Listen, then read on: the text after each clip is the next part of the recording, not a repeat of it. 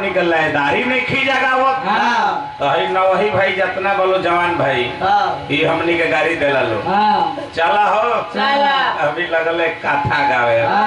अभी लगले जानकार बने लगल मुरारी बापू के सार बने ऐसन हो गई बस समय कि अगर ब्यास लोग कहता लोग कि रघुकुल रीति सदा चली आई नौका भाई लोग कहले लोग चला हो एक आगा भी सरवा कुछ ना गई ऐसन हो गई बस समय अगर प्रसंग नहीं खिजा गावत तो पुरनिया चाचा लो हमनी के गाड़ी देला लो चला हो कुल जितना बड़े से नौका सब ब्यासे हो गई बड़े से ये कहू रामायण के तुहा चौपाई देखे होता ब्यासे हो जाता हमनी के सांप चुचुनर के हाल बा तो ऐसा हमनी के गाना बजाना गावे के बा कि भाई तनी नवहियो भाई लो लायक हो जाए एगो गम के भी हम गीत गए प्यार वाला बैठा रही हलो ओकरा पहले देखी ऐसा माहौल हो गई बा आज रामायण जगत में गाना बजाना के विचार कर बात ना अश्लीलता फैल गई बा के फैल वाले बा हमनी के ओकर बानी जे जिम्मेवार हमनी के साटा ना होला हमनी के साटा ना होला लेकिन केकर साटा होता हमनी के लोग बुलावेला कहला के ब्याह जी घर के प्रोग्राम रहली है देखी हमरा परमादरणीय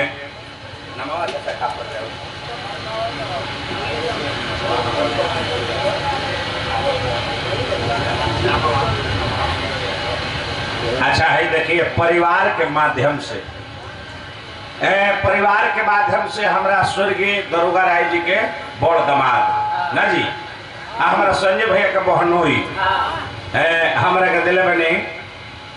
हरेंद्र भैया नो हमरा के दिले बने पुरस्कार 101 रुपया हार्दिक स्वागत बा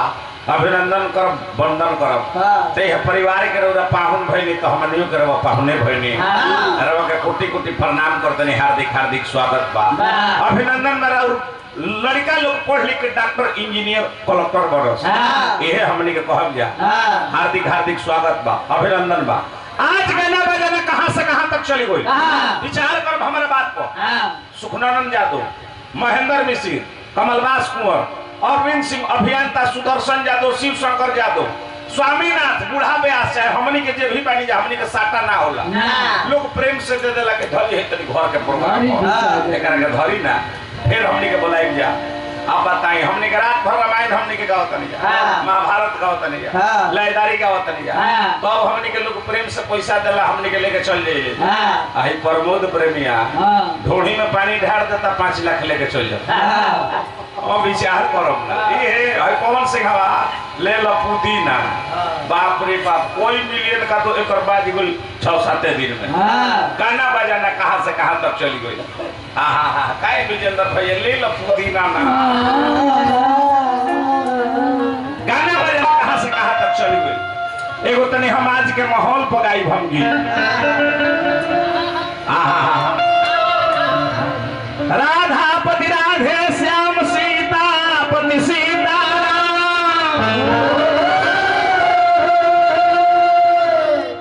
तू ही चारु धाम के मुकाम गुसैया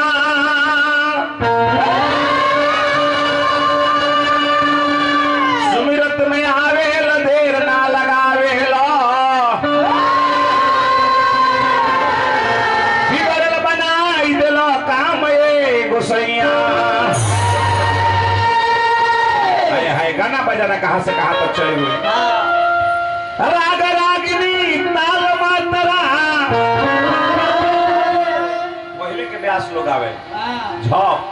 धुरपद दादरा ठुमरी पेवड़ा पहले के ब्यास लोग आवे राग रागिनी ताल मात्रा झप धुरपतया ठुमरी दादरा ए भैया अब एकर बाजार नहीं क्वेश्चन हो गई बात ढोढ़ी में गवनाई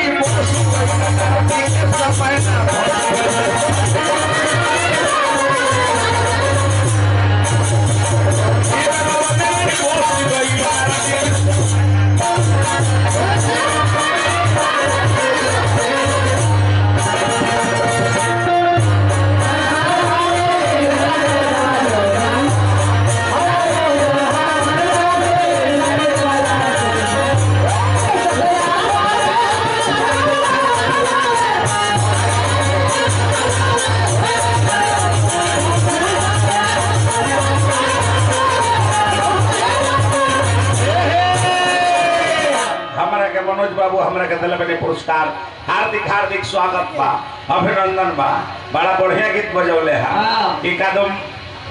माड़ो के बांस धके हाँ माड़ो में बैठल पियारवा रहे आका तो बहरी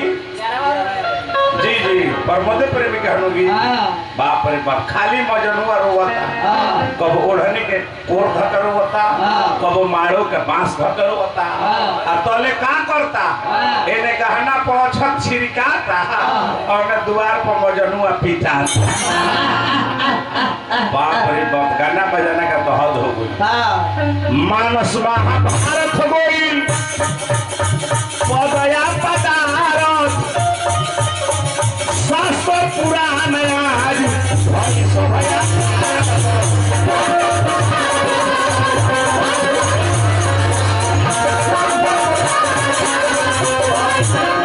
हमारा सब पर ध्यान दी मानस महाभारत कोई पद या पदारत शास्त्र पुराण आज भई सब आकारत ए घड़ी गाना बजाना होता कि रोरा अपना द्वार पर माता बहन बेटी लोग के संग रोरा सुनी नहीं सकत कान में रुआ फंसक पड़ी ए देखी हमरा मानस महाभारत कोई पद या पदारत शास्त्र पुराण सब भई सब आकारत ए बबुआ दोहा चौपाई के छूटल चौपर दरबार के कंपटीशन तो बचकी में गाड़ी फंसी गई ए फुआ हमरा हार्दिक हार्दिक स्वागत बा बोलो फुआ लाली ई लाली के नाम पर ये हमरा के मिल में पुरस्कार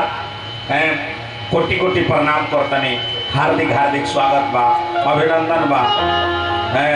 यही तरह और मान सम्मान बन रहे खाली आशीर्वाद के काम बा देखा तो ए बबुआ बचकी में गाड़ी ढोढ़ी में गो बनई बस